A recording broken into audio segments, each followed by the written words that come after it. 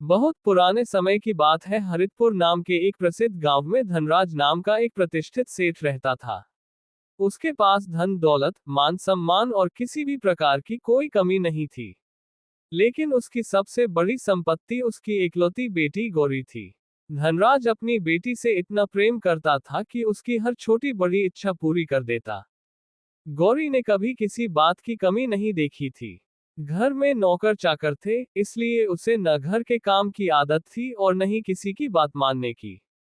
पिता के अत्यधिक लाड प्यार ने उसके स्वभाव में धीरे धीरे अहंकार भर दिया था। उसे लगता था कि संसार में उससे अधिक सुंदर कोई नहीं है और उसकी इच्छा से बढ़कर किसी की इच्छा नहीं हो सकती। समय बीतता गया और जब गौरी विवाह योग्य हुई तो धनराज बड़े धूमधाम से उसका विवाह पास के सम्मानित और संकरारी परिवार में कर दिया। विवाह के बाद गौरी अपने ससुराल को, वहां का वातावरण उसके मायके से बिल्कुल अलग था। घर में सभी लोग प्रातः ब्रह्म मुहूर्त में उठते, भगवान की पूजा करते, बड़ों का सम्मान करते और फिर अपने अपने कार्य में लग जाते। परिवार का हर सदस्य अनुशासन और प्रेम से रहता था। लेकिन गौरी को ये सब बंधन जैसा लगता। उसे सुबह जल्दी उठना अच्छा नहीं लगता था, किसी की बात सुनना पसंद नहीं था और घर के काम में हाथ बटाना तो उसने कभी सीखा ही नहीं था। पहले ही दिन जब उसके साथ में प्रेम से कहा गया कि सुबह थोड़ा जल्दी उठ जाया करो, घर के काम में साथ दोगी तो सबको अच्छा लगेगा, तो गौरी को ये बात अपनी स्वतंत्रता पर रोक जैसी लगी। उसने तुरंत तीखे स्वर में उत्तर दे दिया। उसके उत्तर ने पूरे घर का वातावरण बदल दिया। धीरे धीरे वह हर छोटी सी बात पर सास से बहस करने लगी, ससुर की बात अनसुनी करने लगी, जेठ और देवर से भी कटु व्यवहार करने लगी। पति उसे समझने की कोशिश करता, लेकिन वो उसकी बात भी नहीं मानती। उसे हमेशा यही लगता है कि उसके मायके जैसा सोग और सम्मान कहीं नहीं। कुछ ही दिनों में घर का सारा स्नेह तनाव में बदल गया। एक दिन क्रोध और दुख में उसने अपने पिता को फोन किया और रोते हुए बोली, पिताजी मुझे यहाँ से अभी ले जाए।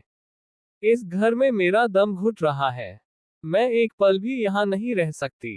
धनराज ने पूछा, बेटी आखिर ऐसी कौन सी बात हो गई? लेकिन गौरी ने कुछ भी विस्तार से नहीं बताया।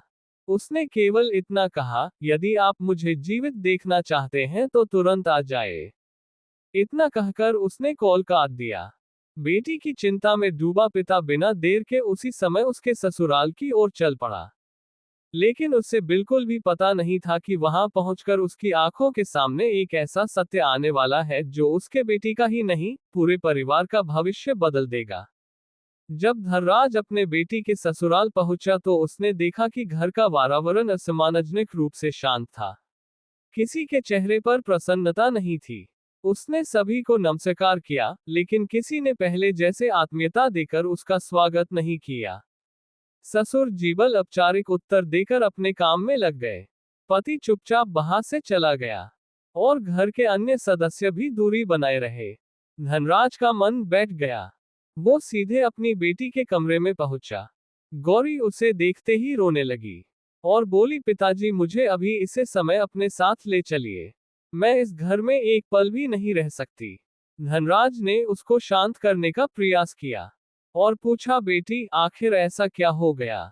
लेकिन गौरी ने एक एक घर के पूरे परिवार की बुराई शुरू कर दी। उसने कहा कि उसके साथ बहुत कठोर है, ससुर क्रोधी है, जेठ घमंडी है, देवर आवारा है, नंद चुगलखोर और उसका पति भी उसके कोई परवाह नहीं करता। धनराज ने कुछ नहीं कहा। वो बेटी को साथ लेकर घर से बाहर निकला और रास्ते भर उसकी बातें सुनता रहा। लौटते समय उसने एक एक घर के हर सदस्य के बारे में पूछा और हर बात गौरी ने किसी न किसी कठोर शब्द से उसका वर्णन किया। तब धनराज के मन में विचार आया। उसने सोचा, यदि इस घर का हर व्यक्ति गलत है तो कहीं ऐसा तो नहीं कि गलती मेरी बेटी में ही हो। वो समझ गया कि जब इंसान को हर व्यक्ति बुरा दिखाई देने लगे, तब समस्या अक्सर दुनिया में नहीं बल्कि उसके अपने स्वभाव में होती है। वो अपनी बेटी को मायके ले आया। शुरू के कुछ दिन तक घर में सभी ने उसका खूब स्वागत किया। भाभीियों ने उसकी पसंद का भोजन बनाया, उसे आराम करने दिया और बड़े प्रेम से रखा। लेकिन जैसे जैसे दिन बीतते गए और सबको ये समझ आने लगा कि गौरी वापस ससुराल नहीं जाना चाहती, घर का व्यवहार बदलने लगा। अब उसे घर के कामों में हाथ बटाने के लिए कहा जाने लगा।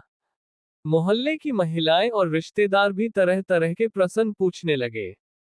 बेटी दामाद जी लेने क्यों नहीं आए? सब ठीक तो है? हर बार यही प्रश्न सुनकर गौरी का मन और अधिक व्याकुल हो जाता। उसे पहली बार महसूस हुआ कि मायका हमेशा के लिए रहने की जगह नहीं होता। एक शाम वो उदास होकर आंगन में बैठी थी। पिता ने उसकी आंखों में पछतावा और बेचैनी देखी। वे उसके पास बैठ गए और बोले, बेटी, यदि सचमुच अपना घर फिर से बसाना चाहती हो तो तुम्हें एक कठिन साधना करनी होगी। गौरी ने उत्सुक होकर पूछा, कैसी साधना पिताजी? धनराज मुस्कुराए और बोले, मैं तुम्हें ऐसे महात्मा के पास ले चलूंगा जिन्होंने बताया है कि यदि तुम 6 महीने तक उनकी बताई बात का पूरी निष्ठा से पालन करोगे तो वही ससुराल जहां आज तुम्हें अपना कोई नहीं लगता एक दिन तुम्हें सबसे अधिक प्रेम करने लगेगा। गौरी ने साधना को स्वीकार कर लिया। उसे विश्वास था कि वही चमत्कार उसके जीवन को बदल देगा। अगले ही दिन धनराज अपनी बेटी को लेकर संत के आश्रम पहुंचा। वहां का वातावरण अत्यंत शांत और पवित्र था। संत ने गौरी को कुछ क्षण देखा, मानो उसके मन की सारी बातें पढ़ ली हो। फिर मुस्कुराकर बोले, बेटी, तुम्हारे जीवन की सबसे बड़ी बाधा तुम्हारा ससुराल नहीं, तुम्हारा अपना स्वभाव। यदि तुम अपने भीतर परिवर्तन ले आओगी तो संसार अपने आप बदलता हुआ दिखाई देगा। गौरी ने हाथ जोड़कर कहा, महाराज, मैं अपने घर को फिर से बसाना चाहती हूँ। मुझे ऐसा उपाय बताए जिससे मेरा ससुराल फिर से मुझे अपना ले। संत ने कहा, उपाय बहुत सरल है, लेकिन उसे निभाना कठिन है। आज से पूरे 6 महीने तक किसी की कटु बात का उत्तर नहीं देना। प्रतिदिन सबसे पहले उठना, भगवान का स्मरण करना, बड़ों के चरण स्मरण करना और बिना किसी शिकायत के पूरे मन से घर की सेवा करना। याद रखना, सेवा कभी फल देता है जब उसके पीछे अहंकार नहीं, विनम्रता हो। गौरी ने तुरंत ये साधना को स्वीकार कर लिया। पिता उसे फिर से उसके ससुराल छोड़ आया और जाते समय केवल इतना कहा, बेटी, चाहे कैसी भी परिस्थिति है, इस बार अपने क्रोध को अपने ऊपर हावी मत होने देना। ससुराल पहुंचते ही पहले की तरह किसी ने विशेष स्वागत नहीं किया। कई लोगों के मन में अब भी उसके पुराने व्यवहार की याद थी। अगले दिन ब्रह्म मुहूर्त में गौरी सबसे पहले उठी। उसने स्नान करके भगवान की पूजा की और फिर अपने सास के पास जाकर उनके चरण स्पर्श किए। सास को लगा कि शायद ये केवल दिखावा है, इसलिए उन्होंने कोई विशेष प्रतिक्रिया नहीं दी। गौरी बिना कुछ कहे रसोई में चली गई और चुपचाप काम में लग गई। दिन भर उसने पूरे मन से घर का हर काम किया। किसी ने उसकी प्रशंसा नहीं की, बल्कि कभी नमक कम होने पर तो कभी किसी छोटी सी गलती पर उसे डांट भी सुननी पड़ी। कई बार उसके मन में आया कि पहले की तरह पलटकर जवाब दे, लेकिन उसे संत की सीख और पिता का विश्वास याद आ जाता। वो शांत रहती और मुस्कुराकर अपनी गलती सुधार लेती। ऐसा ही 1 दिन, 2 दिन, 1 हफ्ता और धीरे धीरे कई हफ्ता बीत गए। सास के मन का क्रोध धीरे धीरे पिघलने लगा। ससुर की कठोरता कम होने लगी और पति भी पहली बार उसे सम्मान की दृष्टि से देखने लगा।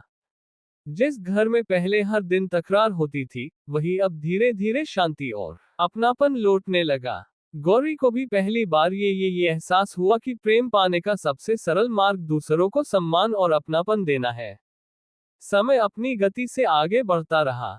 देखते ही देखते 6 महीने पूरे होने को आ गए। अब वही घर जहां कभी गौरी आने से तनाव फैल जाता था, उसके बिना सुना लगने लग। सास जब भी रसोई में जाती तो गौरी पहले से ही सारा काम करके रखती। ससुर जब बाहर से लौटते तो वो आदर पूर्वक उनके लिए पानी लेकर खड़ी रहती। जेठ और देवर जो पहले उससे बात करना भी पसंद नहीं करते थे, अब किसी भी काम में उसकी राय लेने लगे। नंद भी अपने मन की बातें साझा करने लगी। सबसे बड़ा बदलाव उसके पति के हृदय में आया। एक रात उसने गौरी से कहा, मैंने तुम्हें पहले केवल तुम्हारे क्रोध से पहचाना था, लेकिन आज तुम्हारे धैर्य, सेवा और संस्कार ने मुझे सिखा दिया कि सच्चा संपन्न अधिकार से नहीं, सम्मान से चलता है। यदि मैंने कभी तुम्हारा दिल दुखाया हो तो मुझे क्षमा कर देना। ये सुनकर गौरी की आंखों में आंसू बहने लगे और बोली, क्षमा तो मुझे मांगनी चाहिए। मैंने अपने अहंकार में हर व्यक्ति को गलत समझा। गलती आप सबकी नहीं, मेरी सोच की थी। उसी समय सास भी वहां आ गई। उन्होंने गौरी के सिर पर हाथ फेरते हुए कहा कि आज तुम्हें इस घर का दी जीत लिया है। बहू बनकर आई थी, लेकिन अब तुम हमारी बेटी बन चुकी हो। ये दृश्य देखकर ससुर की आंखें भी भर आई। कुछ दिनों बाद धनराज अपनी बेटी का हाल चाल जानने ससुराल पहुंचा। इस बार ससुर स्वयं आगे बढ़कर उनका स्वागत करने लगे। पति ने आदर से उनके चरण छुए, सास ने मुस्कुराकर उनका स्वागत किया और पूरे परिवार ने उन्हें सम्मान पूर्वक आदर किया। धनराज सबको देखकर समझ गए कि उनकी बेटी सचमुच बदल चुकी है। थोड़ी देर बाद गौरी उनके पास आए और भावुक होकर बोली, पिताजी आपने जो साधना बताई थी, उसने मेरा जीवन बदल दिया। अब मुझे समझ आ गया कि किसी भी घर को जीतने का मार्ग झगड़ा नहीं बल्कि विनम्रता है। धनराज मुस्कुराए और बोले, बेटी याद रखो, जब मनुष्य स्वयं बदलता है, तभी उसके आसपास की दुनिया बदलती हुई दिखाई देती है। प्रेम बांटोगी तो प्रेम मिलेगा, सम्मान दोगी तो सम्मान मिलेगा, और अपने अहंकार को छोड़ दोगी तो हर घर तुम्हें अपना घर लगने लगेगा। उस दिन गौरी ने जीवन की सबसे बड़ी सीख प्राप्त की कि विवाह के बाद मायके से सोना, चांदी, कपड़े या धन नहीं, बल्कि अच्छे संस्कार साथ लेकर जाने चाहिए। और 3 चीजें ऐसी हैं जिन्हें किसी भी विवाहित स्त्री को अपने मायके से कभी साथ नहीं ले जानी चाहिए। पहला, अहंकार और अपने मायके की संपत्ति का घमंड, क्योंकि घमंड रिश्तों की नींव को कमजोर कर देता है। दूसरी, कड़वी और अनियमित वाणी, जो कि कठोर शब्दों ऐसे घाव देते हैं जिन्हें भरने में बरसों लग जाते हैं। और तीसरी, हर बात में मायके की तुलना करना तथा ससुराल के रीति रिवाजों को अपनाने से इनकार करना, क्योंकि जहां स्वीकार करने की भावना नहीं होती, वहां अपनापन भी जन्म नहीं लेता। जो स्त्री इन तीनों बुरी आदतों को अपने जीवन से दूर रखती है, वो अपने परिवार में प्रेम, सम्मान और सुख का वातावरण बना सकती है। इसलिए किसी भी घर की खुशहाली केवल धन दौलत से नहीं, बल्कि विनम्रता, धैर्य, मधुरवाणी और अच्छे संस्कारों से बनी रहती है। यही इस कथा का सार है कि जो व्यक्ति स्वयं को बदलने का साहस कर लेता है, उसके लिए हर रिश्ता, हर घर और हर परिस्थिति धीरे धीरे बदलने लगती है। दोस्तों, अगर आपको ये कहानी अच्छी लगी तो लाइक करें, कमेंट करें, चैनल को सब्सक्राइब करें। धन्यवाद।